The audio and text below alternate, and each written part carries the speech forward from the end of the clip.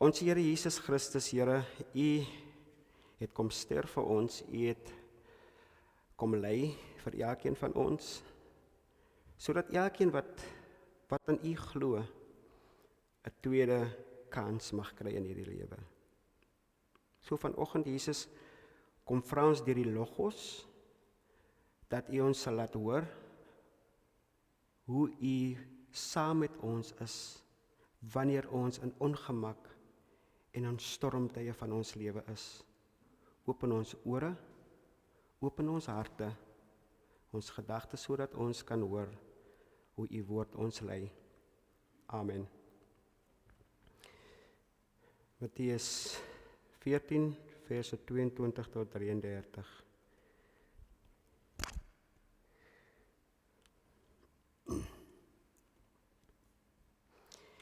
En onmiddellik het Jesus sy disippels verplig om in die boot te klim en solank voor hom uit na die oorkant te vaar, terwyl hy die skare wegstuur. En nadat hy die skare weggestuur het, het hy teen die berg opgegaan en in afsondering te bid.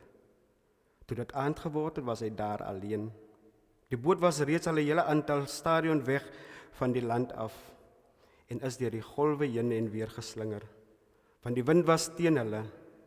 In die 4de nagwaak het hy na hulle toe aangeloop gekom op die see, en toe die disippels hom sien op die see loop, het hulle vreesbevange geraak en gesê, dit is 'n spook, en van angs begin skree. Maar Jesus het dadelik vir hulle gesê, hou moed, dit is ek, moenie langer bang wees nie. Petrus het hom geantwoord, Here, as dit U is, beveel my om op hierdie water te loop, om op die water na U te kom. Hy het gesê, kom Petrus, van die boot af, kom. Petrus het van die boot afgeklim en op die water geloop en na Jesus begin gaan. Maar toe hy sien hoe sterk die wind was, het hy bang geword. Toe het hy begin sink en skree, Here, red my.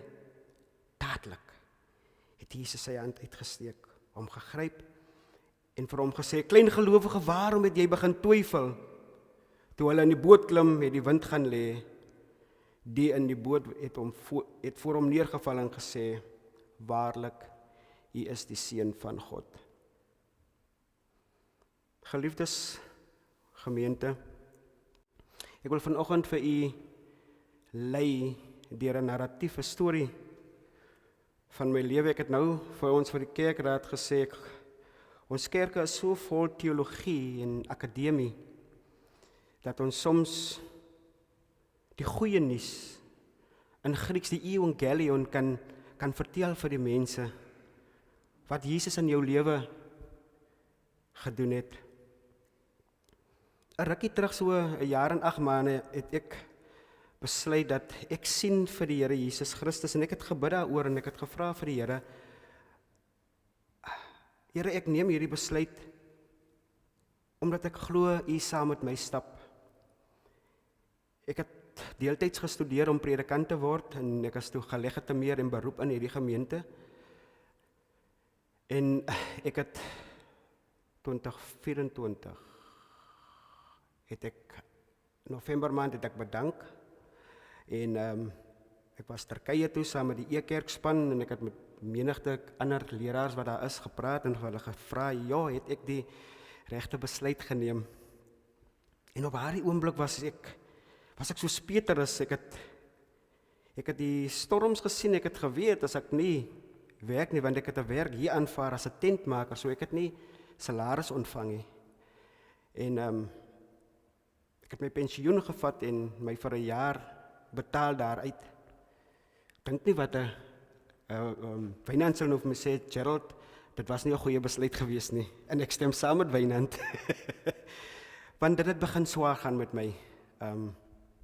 Maar die storie wat ons vanoggend gaan vertel is dat dieselfde storie van, ek gaan dit konnekteer vir julle aan Petrus se storie, want tog het ek geweet, as jy nie werk nie, kan jy nie vir jouself vooruit sorg nie.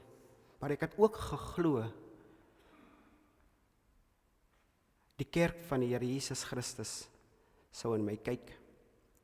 En ja, hulle het in my gekyk, maar ons het mos hierdie self ding wat ons aan ons het, dit moet gedoen word soos wat ek het wil doen.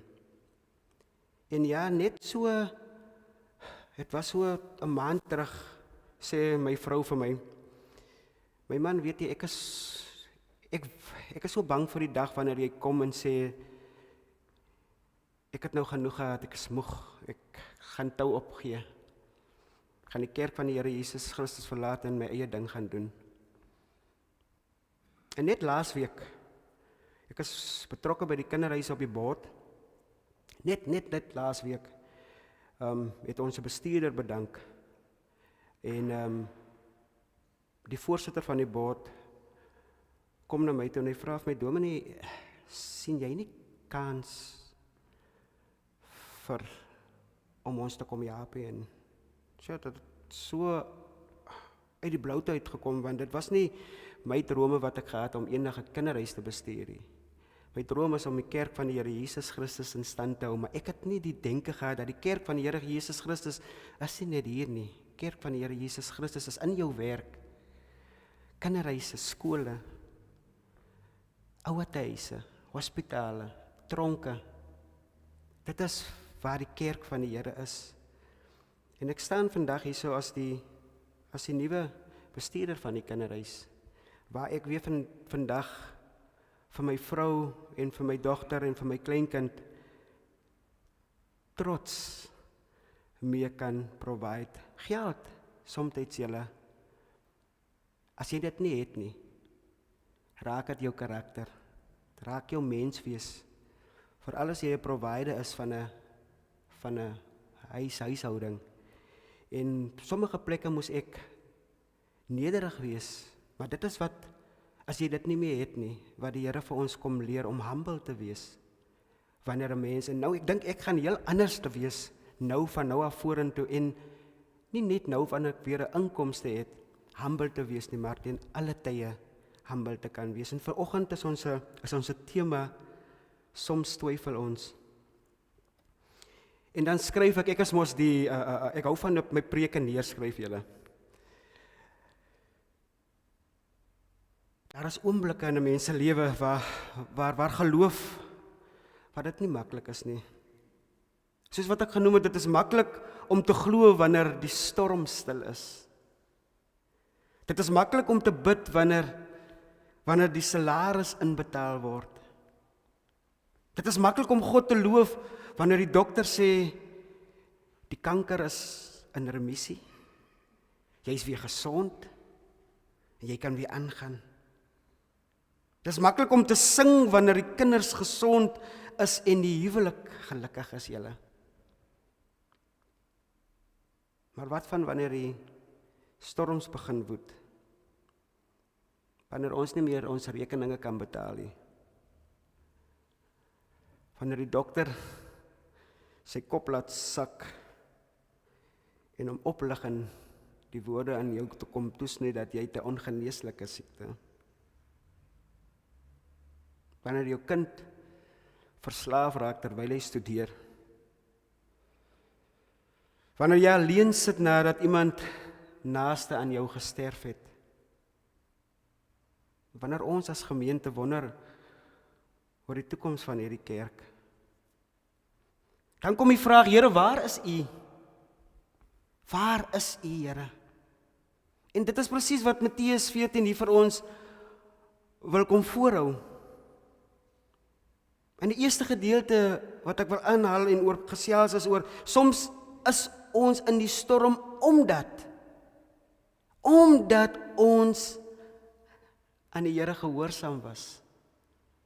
En julle daai wiskunde as moeiliker as trigonometrie, as die manne wat wiskunde het. Trigonometrie was nie my gunsteling vak binne die wiskunde nie. Ons as mens wil altyd hierdie ding uitwerk en sê, maar, en dis waar ek in Wynand tot een gekom het, wanneer jy sekere besluite neem, dan is daar gevolge. En ja, in vandag se wêreld, in die sekulêre wêreld, daar is gevolge. Maar wanneer die Here se koninkryk is kop onderste bo.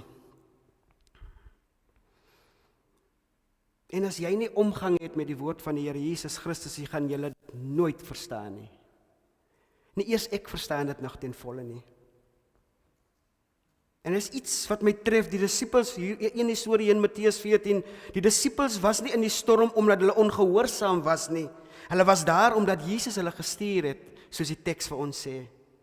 Jesus het sy disippels dadelik, onmiddellik beveel, verplig om in die skei te klim. En dit beteken, soms bring gehoorsaamheid jou nie uit probleme uit nie, inteendeel. Dit neem jou somtyds reguit in daardie storms in. En hoe dikwels dink ons, as ek naby God leef, behoort alles mos goed te gaan. Ek weet nie, ek dink ek is seker die predikant wat die meeste praat oor sy lewe. Maar as jy jou lewe nie 'n getuienis kan wees vir ander mense nie, hoe kan jy die goeie nuus, die evangelie aan ander mense gaan verkondig? Daar's 'n geneigtheid dat ons predikante engele is, dat daar nie storms in ons lewe is nie. Maar hierdie predikant wat hier so staan, is nie skaam om te sê dat hy deur storms is nie. Julle ken my storie. Die Bybel sê nie dat dit altyd met ons sal goed gaan nie. Jesus beloof nooit dat ons 'n stormlose lewe of bestaan sal hê nie. Hy beloof sy teenwoordigheid. Hy beloof dat hy in die boot saam met ons sal klim. Ons leef in 'n dorp waar werk skaars is. Ons leef hier waar ons gemeente finansiëel gekneelder word. Ons sien verslawing sommer hier binne in ons dorp hierso. Ons sien die gebroke gesinne. Ons sien kinders wat swaar kry. Ons sien ouers wat bly bid en steeds wag. Ons sien bejaardes wat wonder, gaan hierdie giakie, hierdie pensioen my deur hierdie maand dra?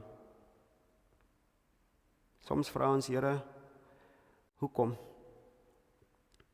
En tog, ons is daar waar die Here vir ons geplaas het.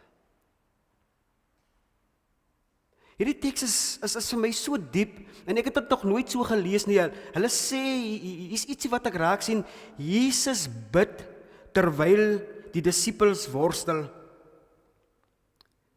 Want hy het hulle beveel om op die boot te klim, en hy het vir die mense wat vir wie hy gepreek het en gesond gemaak het, gesê hulle moet huis toe gaan, maar die teks sê ook, en toe hy gaan bid. Die disippels sien hom nie, maar hy sien vir hulle. En terwyl hulle so teen die storm roei, is Jesus besig om te bid. En wat 'n troos is dit nie vir ons vandag nie, julle. Die kerk leef vandag omdat Jesus steeds vir ons intree. Die brief Hebreërs sê hy leef om voortdurend vir ons in te tree. Wanneer jy nie meer woorde het nie, bid Jesus tot sy Vader. Ek wil een keer 'n preek voorberei van die drie-eenheid. Ons word geleer, daar's iets van Vader, Seun en Heilige Gees, en ons verstaan dit nie altyd nie, wie God is.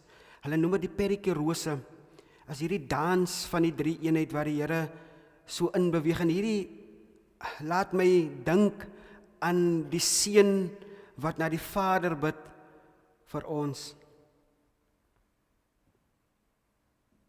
Wanneer die trane jou gebede word, dan bid Jesus. Wanneer jy moed opgee, bid Jesus.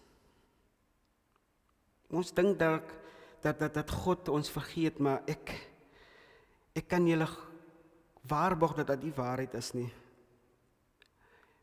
Ons by die kinderhuis se nuwe naam is El Roi, wat beteken God sien. En as God sien, beteken dit dat God altyd neerkyk, neersien, afkyk, het ek so die woord daai gebruik, afkyk na ons. Hy weet waardeur ons gaan. Maar dan verander hierdie storm die beeld van die Here Jesus Christus. Die dag toe Gerald vir die Here vra, Here, ek kom na U toe om U te dien. Net soos Petrus dit gedoen het. Dan sien ons Jesus anders raak, want sy disippels, toe hy aangestap kom, toe sien die disippels 'n spook. En dit is presies hoe vrees werk. Vrees verander ons kyk, ons perspektief. Maar tog dieselfde Jesus lyk nou vir ons gevaarlik. Hierdie Jesus by wie ons gaan vra en saam wie ons dien, lyk nou anders. Hy lyk nou stormagtig. Ons doen presies dieselfde wanneer ons deur pyn gaan, begin ons God verkeerd sien, ons begin ander vrae vra, ons vra, is God dan nog goed? Gee jy nog om? Hoekom antwoord hy nie? Jesus verander nie julle. Is ons perspektief, ons sien, ons voel, dit verander. En daarom sê Jesus hier in Matteus, julle moet gerus wees, want dit is ek. Julle moenie bang wees nie, letterlik staan daar, ek is. En dieselfde naam wat hy vir Moses geopenbaar het, Jesus sê nie net, dit is ek nie. Hy sê, ek is die God wat altyd by julle is. En nou moet julle weet, daar's 'n siening met hierdie selfde hart, het jy lief, maar met hierdie selfde hart, haat ons ook. En Petrus se geloof was so, hy het geglo, en hy het ook getwyfel. Maar Petrus se geloof was profound. Hy klim uit binne daardie storm. Nie een van die ander disippels het dit gewaag om dit te doen nie, hy klim uit. Hy sê, Here, ek vertrou op U, in hierdie storm gaan ek, omdat dit U is, gaan ek dit doen, gaan ek dit waag, want ek ken hierdie krag van U. Petrus het geglo. En toe net so op 'n, ek wil amper sê op 'n oogwink se tyd, vang sy hoek van sy oog die storm.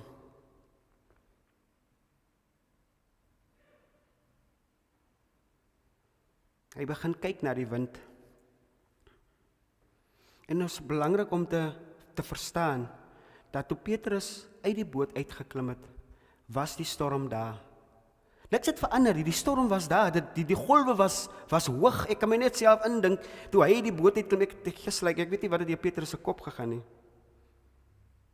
So niks het verander, terwyl hy na Jesus toe stap nie, maar sy fokus het verander. En daar het hy begin twyfel. Nie omdat God verander het nie, maar omdat sy fokus verander het. En julle, hoeveel keer gebeur dit nie met ek en u nie?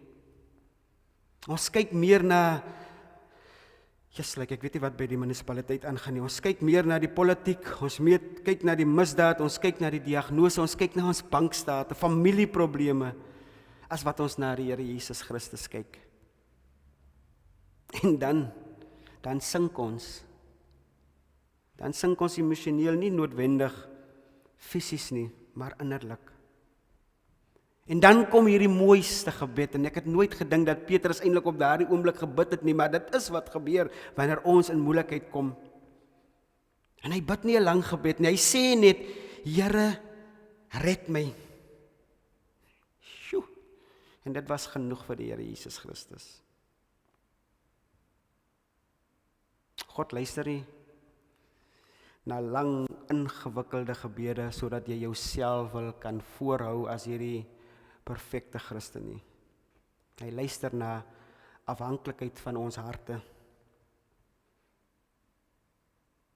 Die dae wanneer jy nie kan mooi bid nie,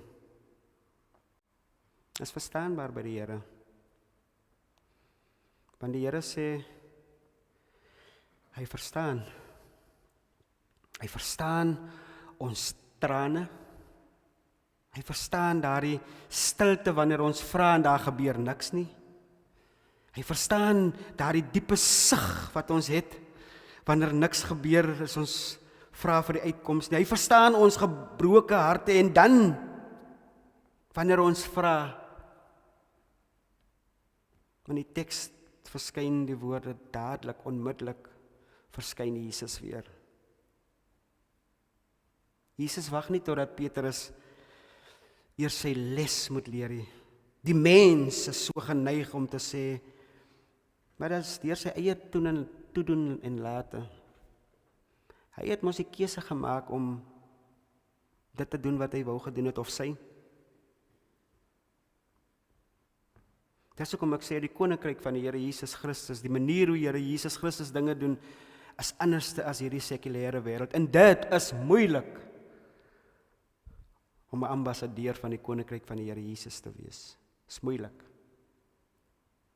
Iemand moet my bewys dat dit 'n maklike pad is om die Here Jesus Christus te dien. Want selfs Jesus Christus het vir ons kom wys, en die woord sê ook, jy moet jou kruis optel, en daai kruis beteken dat al hierdie swaar kry en al hierdie ongemak, jy dit moet embrace.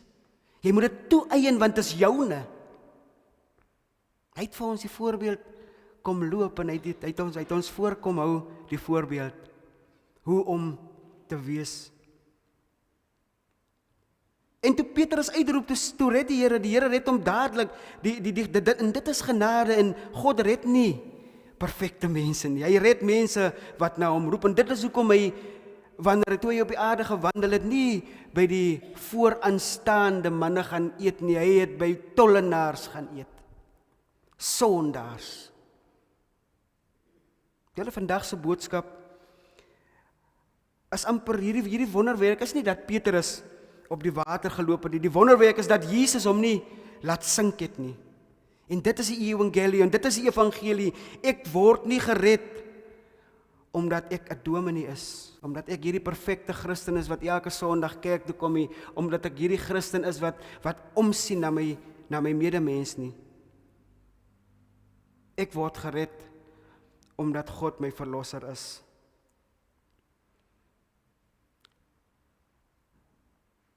En weet julle wat my elke keer tref, is dat Jesus maak nie eers stil van 'n ver kant af nie, presies hier, so hy het in die storm, hy het in hulle boot ingeklim, en toe het die storm stil geword. En dikwels vra ons, Here, haal hierdie ongemak, haal hierdie storms weg van my af, maar Jesus sê, eers kom ek na jou toe. Sy teenwoordigheid gaan sy vrede af. Ek wil afsluit vandag, gemeente. Ons leef in baie onseker tye. Ons gemeente is besig om hierdie nuwe uitdagings in te pak. Ons wil weer ons kerk die spasie maak waar mense kan kom rus. Hierdie finansiële druk, dit is uitputtend. Daar is kinders wat beskerming nodig het. Daar is mense wat werk soek. Daar is huwelike wat swaar kry, daar is lidmate wat alleen is. Daar is mense wat wonder wat môre gaan gebeur, en tog bly Jesus dieselfde Jesus wat destyds op die water geloop het. Hy verander nie. Ons omstandighede verander. Nie hy nie. En hierdie groter storms wat so woed in ons, dis nie hierdie ongemak hier buitekant en die politiek wat die aangaan nie. Dit is sonde. En daarom het Jesus nie net op die water geloop nie, hy het later self in hierdie storm ingestap. So wanneer ons in hierdie ongemak is, dan bid ons en dan vra ons, Here Jesus Christus, kom na my toe. Want ek weet wanneer die Here Jesus Christus nader kom, dat dinge beter gaan. Die Here Jesus Christus het vir ons die kruis gedra. Hy het die Godverlatenheid beleef. Hy het gesterf sodat elkeen wat hom roep, Here red my, vir ewig gered kan word. En vanoggend voel ons miskien soos Petrus gevoel het, jy sink, jy probeer sterk wees, maar jy kan nie meer nie. Luister dan weer na Jesus. Wees gerus, dit is ek. Moenie bang wees nie. Hy vra nie vandag hoe groot jou geloof is nie, hy vra net, na wie kyk jy? Waar is jou oog gefestig? En wanneer jy begin sink, sal daar altyd 'n hand wees wat uitreik. Daardie hand dra die merke van die spykers. Daardie hand het nog nooit iemand laat verdrink wat na hom uitgeroep het nie. Amen. Kom, laat ons saam bid.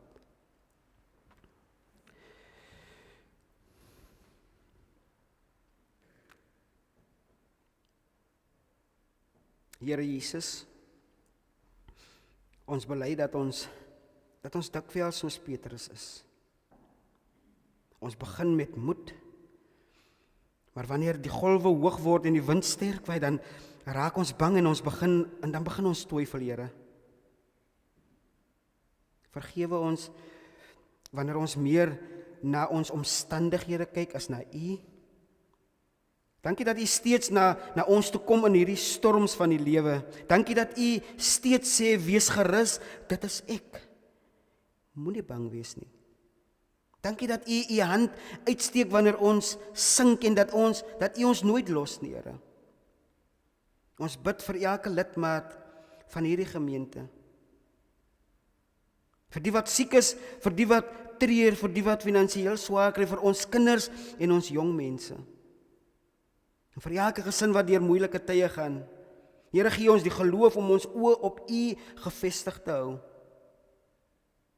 Lei ons as gemeente om nie in vrees te leef nie, maar in vertroue op U. Die Here van die storms en die stilte. Laat ons lewe getuig dat U waarlik die Seun van God is. In die naam van die Here Jesus Christus bid ons. Amen. Gemeente kry kans